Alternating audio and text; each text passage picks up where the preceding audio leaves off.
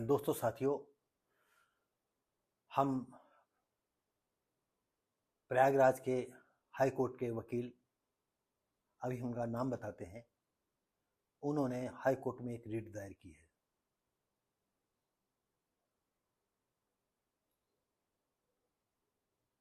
और उन्होंने तो डीएम को इंगित किया है।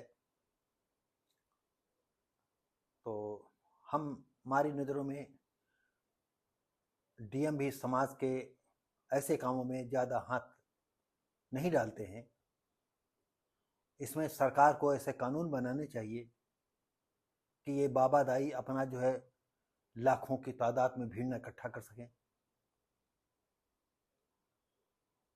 तो आइए, वकील साहब ने जो है सीबीआई की मांग की है। इस सिलसिले में हाई कोर्ट में एक रिट दायर की है। सत्संग के दौरान हाथ में भगदड़ के दौरान औसतन 150 के आसपास लोगों की दर्दनाक मौत हो गई। हादसों में चुटहिल हो गए। इसी मामले में सीबीआई जांच कराने की मांग को लेकर इलाहाबाद हाई कोर्ट में पत्र याचिका दायर की गई है। स्वतः संज्ञान लेने के लिए मुख्य न्यायाधीश से आवेदन किया गया है। एडवोकेट गौरव द्विवेदी के द्वारा दायर जनहित पत्र याचिका में कहा गया है, यह घटना जिला अधिकारी की लापरवाही से हुई है। इसके लिए पूरी तरह से वही जिम्मेदार है। जनहित याचिका में आगे कहा गया है कि जिला अधिकारियों के पास किसी भी आखिरी स्थिति को रोकने और नियंत्रित करने के लिए कोई व्यवस्था मौजूद नहीं है, जबकि सरकार बेहतर प्रशासन के लिए नई तकनीकों में रुपयों का निवेश कर रही है। जनहित याचिका में कहा गया है कि इतनी बड़ी घटना घटित हो गई, एलआईयू इस घटना के बारे में पूर्वानुमान में कैसे अनभिज्ञ रहे। तो दोस्तों साथियों, आप जानते हो कि हम आपको एक सत्संग के विषय में बताते हैं, और शायद ये सत्संगी जितने भी लोग हैं हमसे नाराज रहते हैं, हमसे ठीक बात नहीं करते, हमें गालियां देते हैं। 1977 11-12 नवंबर का शायद किस्सा है। 1977 हम पहली नावल का मुख पर छपवाने के लिए दिल्ली गए हुए थे। तो अपने 3 साथियों के साथ गए दिल्ली। रास्ते में हमें मालूम नहीं था कि यहाँ निरंकारियों के गुरु बैठे हैं, एक नहीं कई बैठे हैं। और हमने जो बस का किराया दिया था जिस अपने साथी के माध्यम से, वो सीट हमारी उसमें मिल नहीं पाई। हम लोगों को जो बुरिया बिस्तर लाद करके गए थे, कम्बल मल, उसी पर हम थे। हमारे पास साथ थे राम खिलावन चमार बंधु थे, हमसे उम्र में छोटे थे, और एक डॉक्टर सतीश कुमार तिवारी ऐसे प्राइवेट प्रैक्टिस करते थे। हम तीनों लोगों का गुट गए। तो होता यह है कि निरंकारी में जो कैंप लगे होते, ज्ञान केंद्र, उनमें जो ज्ञान ले लेता है वो किसी को बताता नहीं है। और हम आपको ये ज्ञान बता रहे हैं। अगर कोई निरंकारी देख रहा है तो गौर करके बताए कि सही बात है कि नहीं सही बात है।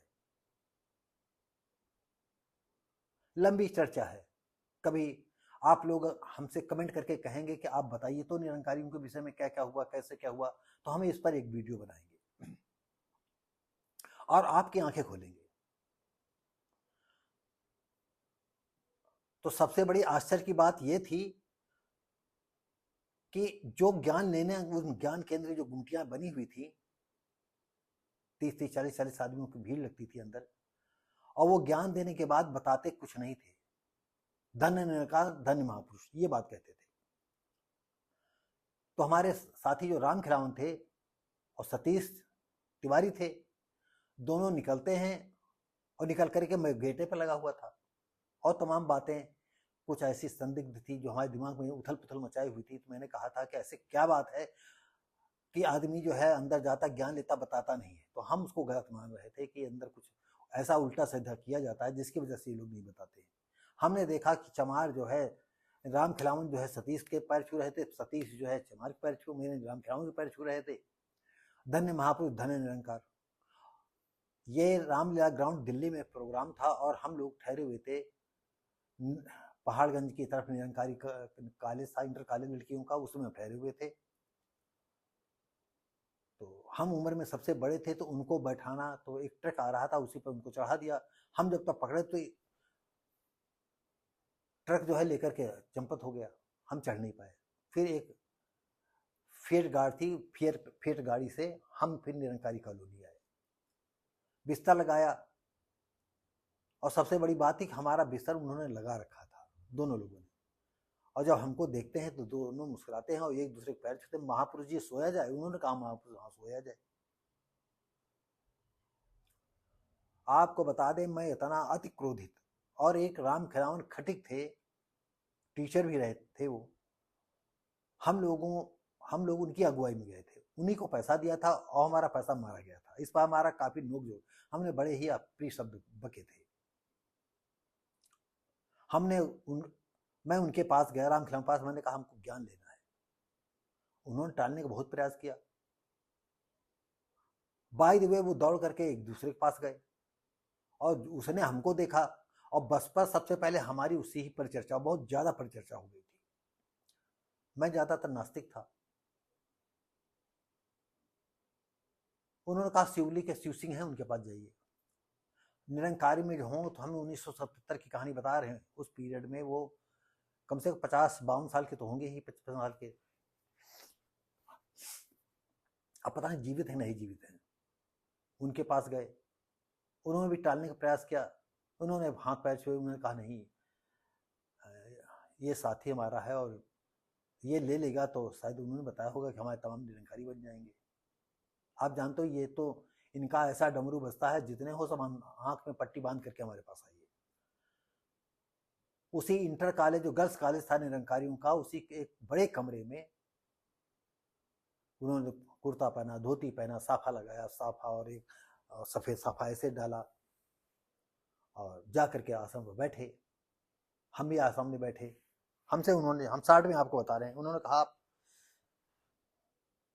क्या तैयार हो साक्षात दर्शन करने के लिए? लंबी वीडियो हो जाएगी, 60 में बताएंगे। मैंने कहा आप तैयार होकर बढ़ जाइए।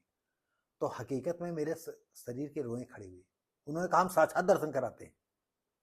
तो हमने कहा क्या छत फाड़ करके कोई सामने आ जाएगा? फिर भी हमने आपको बताएं, आंख जो है, रुमाल तो शायद नहीं था, उंगलियों से ही ऐसे से किया। काफी देर हो गई थी उनका प्रवचन सुनते सुनते। जैसे आपको अपने गांव में सोच लीजिए, और फिर वो पूरा बाएं 4 कोस, फिर उत्तर जाए 4 कोस, फिर पश्चिम जाए 4 कोस, फिर दक्षिण जाए 4 कोस, फिर पूरब जा करके फिर हमारे पास आए, गांव आए। उन्होंने वेद शास्त्र पुराण उपनिषद पता नहीं कहां कहां की सब बातें बता करके अब आए जगह पर। कहा कि आप तैयार? मैंने कहा हम तैयार हैं। उन्होंने ऐसे हाथ फैला जैसे हमारे आप हाथ देख रहे हो। उन्होंने कहा ये क्या है? हमने कहा हाथ है। अब उन्होंने फैला चले गए और बाद में ऐसे सिकोड़ दिया। उन्होंने कहा अब? मैंने कहा हाथ है। कहा कि हाथों के बीच में कुछ है? मैंने कहा नहीं। कहा गौर से देखिए। हमने कहा भाई हम सन 77 में हम बीए कर रहे थे।